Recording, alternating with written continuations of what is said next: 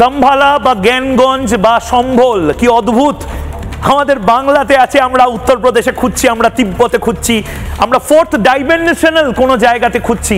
আমরা ভাবছি যে কল্কি অবতার বোধহয় ওই সমস্ত জায়গাতে জন্মাবেন যেখানে মৃত্যু নেই, জরা নেই। আর আসলে বাংলার বিভিন্ন বুথে, দক্ষিণ 24 পরগনায় এই যে 760টি বুথ, পুরুলিয়ায় 228টি বুথ, মুর্শিদাবাদে 226টি বুথ, এখানে কোনো মৃত্যু নেই।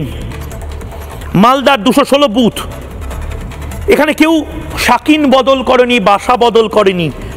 হাওড়ায়, বীরভূমে, আমি জানি না বকটুইয়ের আশেপাশে কোনো বুথ রয়েছে কিনা, এই 86টি বুথ, এখানে কোনো বকটুই কাণ্ড ঘটেনি, কোনো রাজনৈতিক হিংসা ঘটেনি। মহামারীতে এরা প্রত্যেকে ইমিউন ছিল।